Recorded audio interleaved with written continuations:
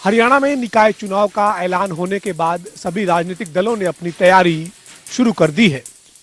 Bharatiya Janata party ने निकाय चुनाव को लेकर सभी जिलों में जहां जहां पर चुनाव होने हैं उन जगहों पर सभी के जो उम्मीदवार हैं उनके आवेदन लेने शुरू कर दिए हैं। भारतीय जनता पार्टी ने 2 दिन तक आवेदन लेने का फैसला किया है और इसके बाद जिला स्तर पर जो कोर कमेटी है वो उन आवेदनों की स्क्रूटनी करेगी। इसके बाद जो नाम तय होंगे उन्हें पार्टी के नेतृत्व के पास अंतिम फैसले के लिए भेजा जाएगा। इसके साथ ही कांग्रेस भी निकाय चुनाव सिंबल पर लड़ने का ऐलान कर चुकी है। कांग्रेस ने दिल्ली में आज एक बैठक निकाय चुनाव को लेकर करनी थी, लेकिन वो आज बैठक नहीं हो पाई है। कांग्रेस की निकाय चुनाव को लेकर कल शुक्रवार को बैठक होनी है। इसके साथ ही इनेलो समेत तमाम जो राजनीतिक दल हैं वो भी निकाय चुनाव लड़ने के मामले को लेकर अपनी पार्टी की रणनीति बनाने पर जुटे हैं। निकाय चुनाव प्रदेश में 2 मार्च को होने जा रहे हैं और 12 मार्च को नतीजे आएंगे। इसी के चलते जो नॉमिनेशन है वो 11 फरवरी से शुरू होगा और सभी राजनीतिक दलों ने अपनी अब तैयारी निकाय चुनाव को लेकर तेज कर दी है।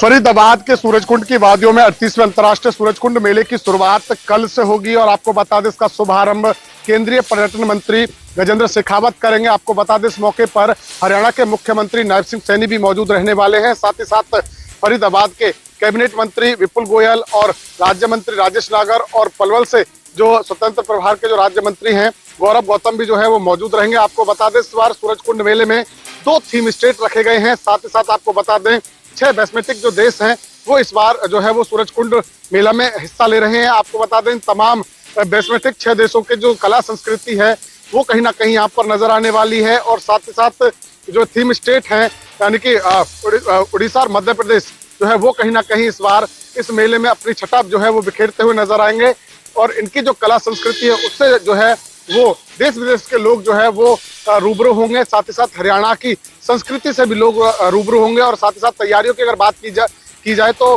तैयारियों को लेकर प्रशासन जो है वो पूरी तरीके से पुख्ता इंतजाम प्रशासन के द्वारा किए गए हैं। लगभग 2000 पुलिसकर्मी जो है वो चप्पे चप्पे पर नजर रखेंगे। ट्रैफिक व्यवस्था को से लेकर के जो है वो सूरजकुंड मेले की देखरेख तक का जिम्मा जो है वो 2000 पुलिसकर्मियों के कांधे पर होगा। साथ ही साथ सीसीटीवी कैमरे की निगरानी में पूरा मेला परिसर इस बार जो है वो भव्य तरीके से चलने वाला है। कल सुबह 10 बजे इसका शुभारंभ केंद्रीय पर्यटन मंत्री गजेंद्र शेखावत करने वाले हैं। फरीदाबाद से जनता टीवी के लिए मुकेश राजपूत। चरखी दादरी के गांव पैतावास कला में एक बेटी ने अपनी ही मां को कुल्हाड़ी से काटकर मौत के घाट उतार दिया। इस हत्या के पीछे क्या वजह थी, क्या कारण रहे, इस मामले को लेकर पुलिस द्वारा जांच की जा रही है। बहरहाल इस घटना से हर कोई हैरान है। पुलिस हर पहलू और हर मामले की जांच में जुटी हुई है। हालांकि पुलिस द्वारा इस मामले में कहना है कि इस मामले में कोई भी गिरफ्तारी नहीं हुई है और कई टीमें बनाकर फील्ड में भेजी गई है। चरखी दादरी से प्रदीप साहू, जनता टीवी। हरियाणा के मुख्यमंत्री नायब सिंह सैनी आज प्रयागराज पहुंचे थे, जहां महाकुंभ 2025 में हर कोई पहुंच रहा है और आस्था की डुबकी लगा रहा है। तो महाकुंभ में आज जहां हरियाणा के मुख्यमंत्री अपनी पत्नी और बेटी व प्रदेश अध्यक्ष के संग पहुंचे थे प्रयागराज, जहां वे सर्किट हाउस पहुंचे और वहां से सीधा अरेल पक्का घाट पहुंचे, जहां बोट से वे संगम के लिए रवाना हो गए और वहां पर उन्होंने आस्था की डुबकी लगाई और मां गंगा से आशीर्वाद प्राप्त किया। जिसके बाद वे वापस अरेल पक्का घाट पहुंचे, जहां मीडिया से मुखातिब होते हुए उन्होंने कहा कि आज उन्होंने आस्था की डुबकी लगाई है और जो प्रदेश सरकार ने उत्तर प्रदेश की जो व्यवस्थाएं की हैं वो काफी अच्छी है और जो आने वाला श्रद्धालु हो वो हर कोई इसका भागी बन रहा है और साक्षी बन रहा है। और जो व्यवस्थाएं हैं वो एक अलग ही व्यवस्था है जो कोई नहीं भूल सकता। साथ ही उन्होंने दिल्ली के चुनाव में जीत का दावा किया है और दिल्ली में सरकार बनने की भी बात कही है और साथ ही वे वहां से सीधा सर्किट हाउस रवाना हुए हैं और वहां से वे अयोध्या के लिए रवाना हुए हैं और अयोध्या में पहुंचकर रामलला के दर्शन करेंगे, हनुमानगढ़ी जाएंगे, वहां भी दर्शन और पूजा अर्चना करेंगे और जिसके बाद हरियाणा रवाना हो जाएंगे। कुंभ जनपद से वीडियो जर्नलिस्ट साबू कुशवाहा के संग सैयद मोहम्मद आमिर, प्रयागराज। इंद्री कुरुक्षेत्र रोड पर एक बहुत बड़ा हादसा हो जाता है जिसमें 2 युवकों की मौत हो जाती है। आपको बता दें कि जिन युवकों की मौत हुई थी, एक गांव नंदी का रहने वाला है तो दूसरा बुढ़नपुर का रहने वाला है। यह देर रात की घटना है। आपको बता दें कि धर्मेंद्र जो कि नंदी गांव का रहने वाला है, किसी काम से बादशों से इंद्री आ रहा था, तभी दूसरी ओर से रमन जो है अपनी दुकान से अपना कार्य निपटा करके अपने घर बुढ़नपुर जा रहा था।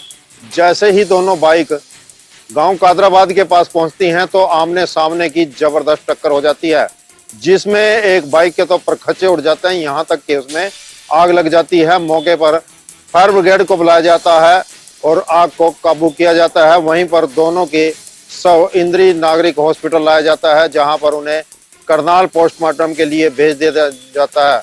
दोनों का पोस्टमार्टम कराने के बाद दोनों ही शवों को उनको परिजनों को सौंप दिया, जहां पर उनका अंतिम संस्कार कर दिया है। दोनों ही परिवारों में जो है दुखों का पहाड़ टूट पड़ा है, क्योंकि दोनों ही युवक नौजवान थे।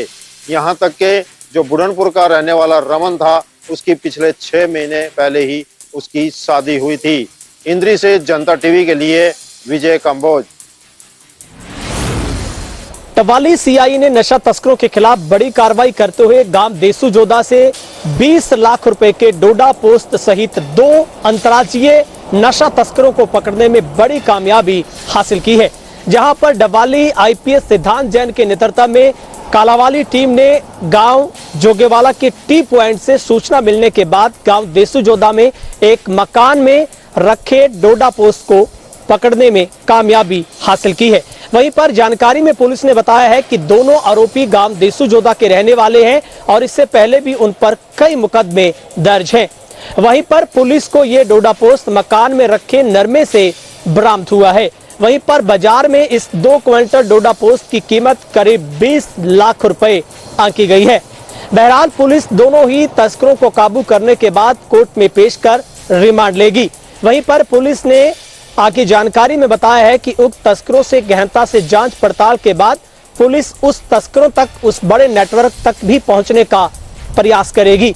बताया जा रहा है कि एमपी से लाकर पंजाब और हरियाणा में इस नशे की आगे सप्लाई की जानी थी। डवाली से कैमरा पर्सन वकील के साथ गुरविंदर पन्नू, जनता टीवी।